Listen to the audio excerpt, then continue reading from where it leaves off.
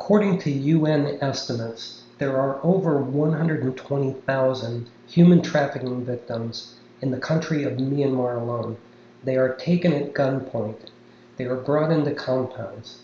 They are issued a playbook. They are trained. They're given computers. They're given cell phones. And they're given a quota. And when they don't hit that quota, they're beaten, electrocuted, physically punished, sometimes even killed. And I bet by now you can guess what that quota is based on. It's based on how many of you they can scam. And listen, it's easy to think about these tech support outreaches, these romantic outreaches we get on dating sites, these random text messages where someone wants to strike up a conversation with us. It's easy to think about them as one-off events by one-off actors. And what I'm here to tell you today is that is not the case. We're going to look deep into this situation. We're going to show you some photos in this video that you need to see and some information you need to hear and share with others. So thank you for joining me. If you're joining me on the podcast, I'm going to describe to you what those of you joining me on the YouTube series can see. In the top left-hand corner of this photo, you can see row upon row of individual housing. Drop down a little bit, you can see what appears to be industrial buildings, followed by blue-roofed apartment complexes. At the bottom middle of the photo, to the right, and at the top middle corner. This is an aerial photo of the KK compound, and let's talk about what's going on inside that compound. But I want to warn you, before I show you the next images, they are graphic, and they may be hard to see, more importantly, hard to unsee. But if you're willing to take a look, it's important you see them. So again, if you don't want to see graphic images, now's the time to press pause on this video. If you're listening along in the podcast, I'm not going to describe what we're seeing on the screen, but I want to show you them.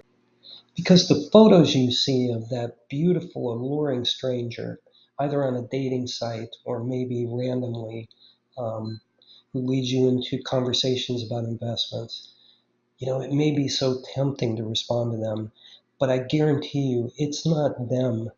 It's not them that's reaching out to you. Let me show you who is. Instead, it's actually likely this victim, or maybe these victims, or perhaps maybe even this victim. Those are the people reaching out to you. The real Wolf of Wall Street, Jordan Belfort, after scamming victims out of $200 million plus, spent 22 months in prison and afterwards became an FBI informant. And if you've seen the movie starring Leonardo DiCaprio, you know there's a playbook. You know there are quotas. And imagine those same playbooks put in place, those same managers hovering over their staff members, doing their outreaches. Imagine those with consequences as deadly as what we've just seen.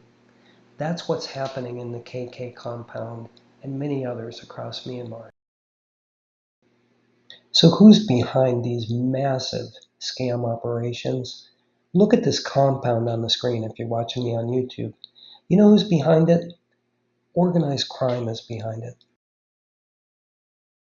And make no mistake, it is a wildly, wildly lucrative business. I'll post a link to the CNN expose, which is just earth-shattering in my opinion. But it tells the story of a gentleman whose name has changed. We'll call him CY. CY living in San Francisco, and was reached out to on a romantic site by a beautiful, alluring stranger who represented herself as Jessica. And they began a conversation. It started out light and got more intense much more quickly. She wanted to know about his hobbies, about his family. She told him things about her, shared personal stories. And eventually, the conversation transformed to investments. She had an uncle who was brilliant at cryptocurrency.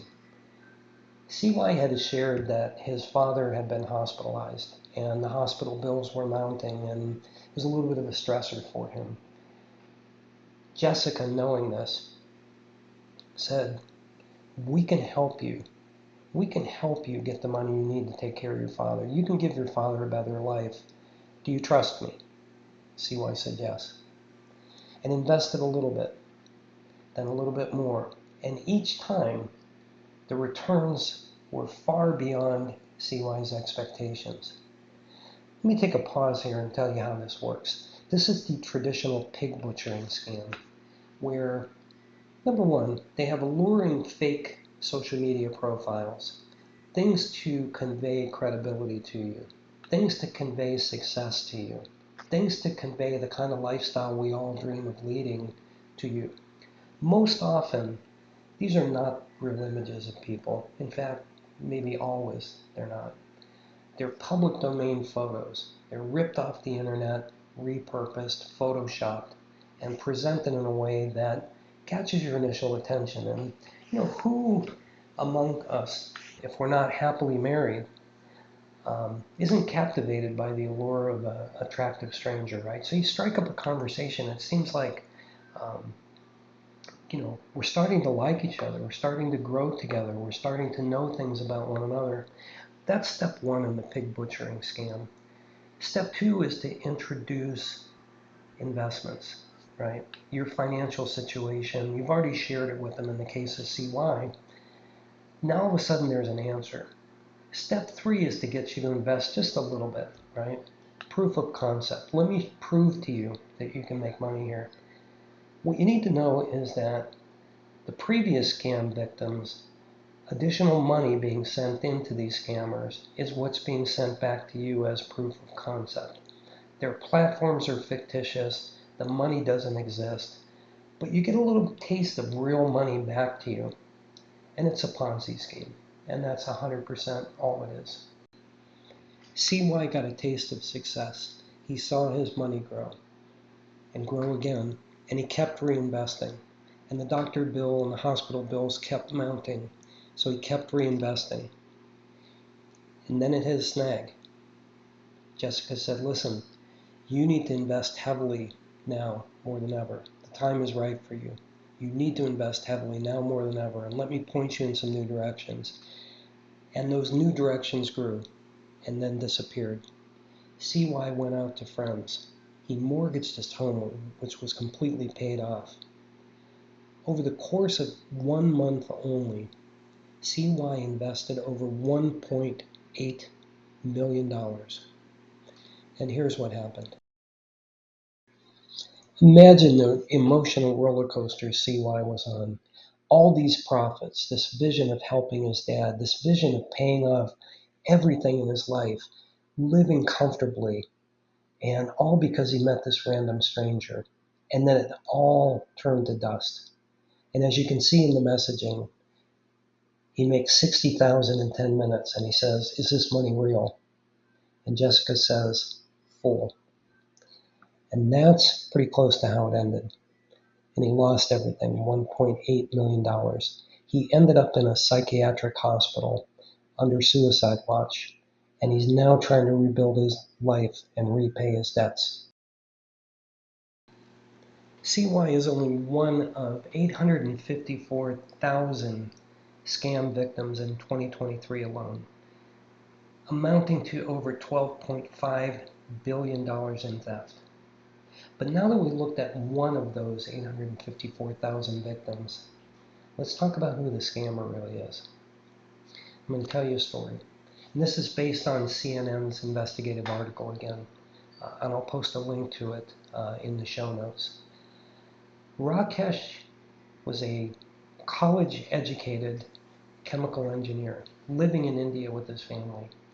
And unfortunately, he'd experienced about 6 months of unemployment before he happened upon a job posting for an opportunity in Thailand, specifically in the office of Bangkok. He went through the interview process and eventually was tendered a very significant offer and sat down with his family and said, can we make this work if I live and work in another country for a period of time? And the family agreed and supported him. So excited, Rakesh boarded a plane, flew from India to Thailand, and he was picked up at the Bangkok airport. But rather than being delivered to the facility he'd been promised to be working at in Bangkok, it was a 6 to 7 hour drive, and he was taken near the border of Thailand and Myanmar. Here's a map of his journey from Bangkok airport to eventually gate 25. And of course he called his agent and said, "What's going on here?" And the agent assured him, "Listen, we've had a reassignment. Don't worry, you're going to be working at a different facility. We're going to check you into a hotel. We're going to get you squared away. And then your job's going to start." He spent 2 days at that hotel on the border of Thailand and Myanmar before a second courier came to pick him up. At which point he was driven across the border to a compound with 10-foot walls. The gate opened, the car entered, he was greeted by armed guards who forced him to surrender his passport. They then handed him a contract and said, "You must sign this or we'll kill you." Rakesh read it over and immediately realized what was going on and refused. So instead of killing him, they put him in prison for 3 days without food or water. And after 3 days, weakened by this experience, Rakesh finally signed. He was brought up to a room. He was given a playbook. He was assigned a manager. He was taught and trained. And when they felt he was ready, he was brought into a room with dozens of other human trafficking victims in this compound, KK compound, housing over 120,000 victims in the photos you've seen earlier. And for 17 hours a day, 7 days a week, his only job was to reach out to people like us and get them engaged, get them hooked, whether it be a romance scam, investment possibilities, a random text message, whatever that hook was. His only job was to get people engaged. And if he didn't meet his quota, we've already looked at the photos of what happens, and we know what that looks like. Rakesh served over a year in indentured servitude before he was finally released. So listen, next time you are randomly invited to a messaging group, or maybe an attractive stranger reaches out to you by WhatsApp or some of the other encrypted communication, stop and ask yourself a question. And the question is this: who is it that's actually reaching out to me? Because chances are really, really, really good it's Rakesh or someone like him. It's someone held in these human trafficking scam compounds, forced against their will at gunpoint, to hit quotas, to reach out to unsuspecting potential scam victims like you and I, and to get them engaged. Those messages I showed you, unbelievably, right? I research scams, I investigate scams, I report on scams. I have received no less than 10 outreaches this week alone, and it's only Tuesday, so that's an average of 5 a day. Unless you know what to look for, unless you know who's behind it, you can potentially be at risk. And that's why I do what I do. So I want to thank you for joining me. Again, my name is Philip Macko. I'm the host of the Money Waters YouTube series and podcast. And the whole goal here is to help you know what to look for, what's behind those outreaches you're getting, what the risk potentially is to you and your family, and at the end of the day, to protect you. So I hope you enjoyed this episode. If you did, please click the thumbs up button. Please subscribe if you haven't done so already. Please share this with others if you think they can benefit from it. And please join me in the next episode. Hope you have an excellent day.